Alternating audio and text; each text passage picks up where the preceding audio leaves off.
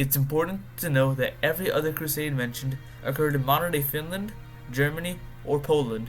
However, there was one last major pagan region, the Baltic. Before the arrival of Catholic crusaders, the pagan tribes fought with the Russian principalities, the Danes, and the Swedes. These pagans formed a barrier between the Catholic West and the Russian Eastern Orthodox. The Baltic tribes resisted the influence of both Catholicism and Eastern Orthodoxy for many years, maintaining their ancient traditions and belief systems, but this wasn't bound to last. Catholicism entered the Baltic in 1180 when Saint Meinhard arrived at the mouth of the Daugava River in modern-day Latvia. In 1195, Popes Celestine and Innocent III issued a call to crusade against the Baltic pagans. Quick side note. The Livonian Crusade was broken up into multiple phases as the Crusaders focused on converting different Baltic tribes. The first part, from 1198 to 1209, was focused on the Livonians and Latgalians. This call was accepted by Berthold of Hanover, Bishop of Livonia, who landed in Latvia in 1198. He scored an early victory against the Livonians, not before having a lance thrust into his back, swiftly killing him. Ultimately, his forces were eventually defeated by the Livonians. In 1199, Albert of Riga arrived in the region and established the city of Riga. In 1201, he established the Bishopric of Riga, which succeeded the Bishopric of Livonia. The following year, he established the Livonian Brothers of the Sword to help the Crusaders convert the population. The Livonian Brothers of the Sword would eventually merge with the Teutonic Order, but that won't be for a while. Regardless, the German Crusaders would increase their presence in the region until the native Livonian population, led by Calpo of Tureda, decided to revolt. This revolt failed, as Calpo's forces were defeated at Tureda, and the Crusaders declared the Livonians to be converted. Calpo had proved to be an ally of the Crusaders until his death at the Battle of St. Matthew's Day in 1217. In 1208, Albert of Riga's campaigns saw the capture of Salaspils, Koknese, and Selpis Castle, and the rulers of the Latgalian counties of Talava, Seltekl, and Alatine allied with the Livonian Brothers of the Sword. Finally, in 1209, Albert of Riga captured Jersica, the capital of the Latgalian Principality of Jersica, and he forced the submission of its leader, Visvaldus. All of this land went to the Archbishopric of Riga, and, at Albert's request, Pope Innocent III dedicated the Baltic to the Virgin Mary, and the name Terra Mariana, Mary's Land, quickly rose.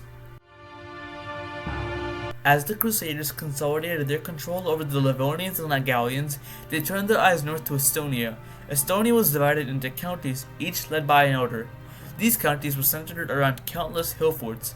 Unlike the centralized authority of Terra Mariana, these counties were extremely decentralized and worked independently from one another. However, in 1211, the Estonian tribes rallied around Lembitu, the chief of Sakala County. Early on, both sides raided each other until they declared a truce, which lasted from 1213 to 1215.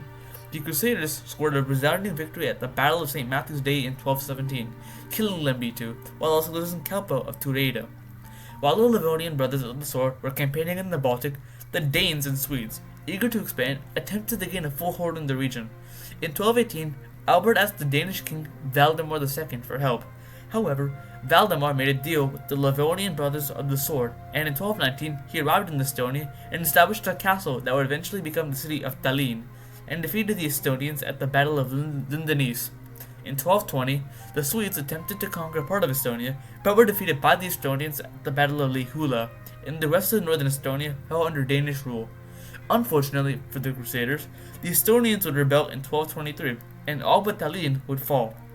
The next year, however, the Crusaders would reconquer all but the stronghold of Tarbata, modern-day Tartu, which was defended not only by the Estonian rebels, but also by 200 Novgorodian mercenaries led by Vyachko, who was promised by the Novgorod Republic all the land that he was able to conquer. However, the Crusaders would recapture the city, slaughtering every defender, including Vyachko. Nowadays, he is immortalized in Tartu.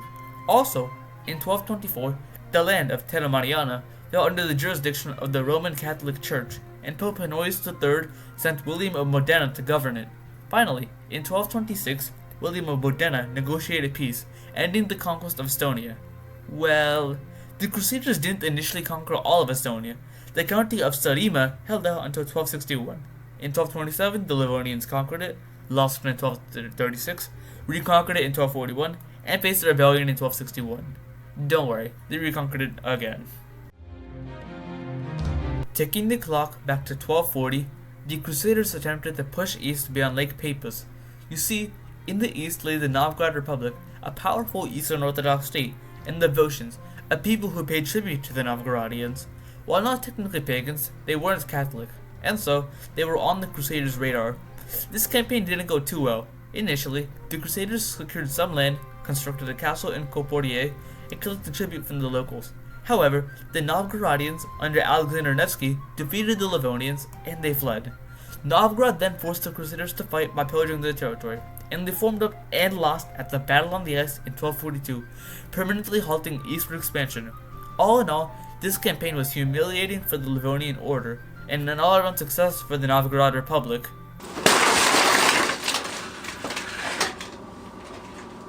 Woo! Yeah, baby! That's what I've been waiting for. That's what it's all about. Woo! After the subjugation of the Estonians, the Livonian Brothers of the Sword turned the gaze south to the Curonians. Before their invasion, the Livonians and Curonians conflicted with each other. In 1210, the Curonians attacked but failed to capture Riga. They tried once again with the Semigalian allies in 1228 but failed. However, they were able to destroy a Livonian monastery. Thankfully for the Crusaders, in 1230, the northern Curonians under the leader Lamicans made peace with the Livonian Brothers of the Sword, and their land fell under Crusader control. But before I continue, I want to give some important information regarding the Livonian Brothers of the Sword around this time period. In the 1230s, under the leadership of Vulcan, the order suffered from strained financial resources, decreasing manpower, and a deteriorating relationship with the Pope and Holy Roman Emperor, who conflicted with the order's actions in Estonia. In 1236, Pope Gregory IX called a crusade against the pagan Lithuanians, and the order was hesitant to accept this call, familiar with their issues and unfamiliar with the geography of Lithuania.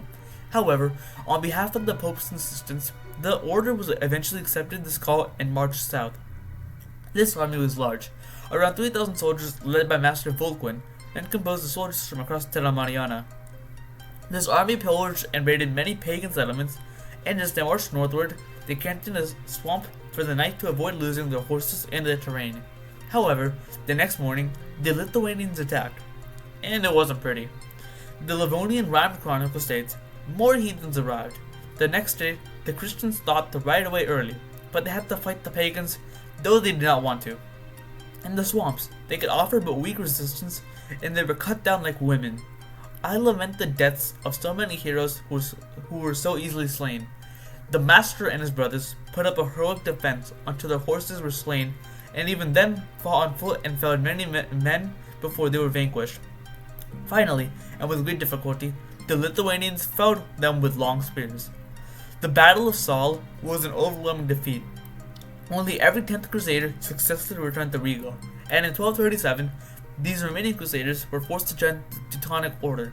From this point on, the Livonian Brothers of the Sword ceased to exist. They were now the Livonian Order, an autonomous chapter of the Teutonic Order.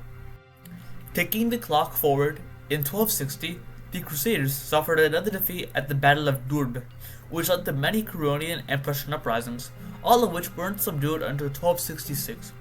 In the end, the Crusaders incorporated the Curonians at the cost of granting the remaining local nobles some autonomy. Now, the Livonian Order needed to convert one last people, the Semigalians. The struggle with the Semigalians was the final and most prolonged conflict of the Livonian Crusade. Interestingly, the Semigalians were allies with the Crusaders. However, in 1219, the Crusaders broke their alliance and invaded them. In 1228, with their Curonian allies, they assaulted Riga and destroyed the Daugavgrīva monastery. As a result, the Crusaders invaded them, and in turn, the Semigalians attacked the land surrounding the Askrayulki hill fort. Also, while the Crusaders were retreating from the Battle of Saul in 1236, the Semigalians attacked some of the fleeing men. Thankfully, in 1254, the Livonian Order partially subdued the Semigalians after they ended their regular attacks. Unfortunately, in 1270, working alongside Traidenis, the Grand Duke of Lithuania, the Semigalians assaulted Livonia and Saaremaa, and at the Battle of Karusi, they defeated the Livonians, killing their master, Otto von Luderburg. In 1287, the Semigalians attacked the stronghold of Ixkill in the surrounding lands. However, as they returned home, They were caught by a Crusader army, and the Battle of Garoza began. This was a resounding defeat for the Livonian Order, and its master, Willikin von Endorp, was killed in combat. This would be the last time they scored a victory over the Livonian Order. Throughout the 1280s, the Livonians started a massive campaign against the Samogalians by destroying their fields, spreading famine across their territory. About 100,000 Samogalians would migrate into the Grand Duchy of Lithuania, and some of the land would fall under their jurisdiction. Regardless, by 1290, the Livonians subdued the Samogalian, officially ending the Livonian Crusade. In conclusion, spanning from 1198 to 1290, the Livonian Crusade was a long and arduous campaign to subjugate the pagan tribes of the Baltic. Compared to the mixed results of the Wendich Crusade, the outcome of the Livonian Crusade is clear: Christianization of the Baltic. But, simultaneously, while the Livonian Brothers of the Sword were busy, the Teutonic Knights and the Kingdom of Sweden were busy converting other pagans. Stay tuned for part 3, the Prussian Crusade. Until then, have a good day.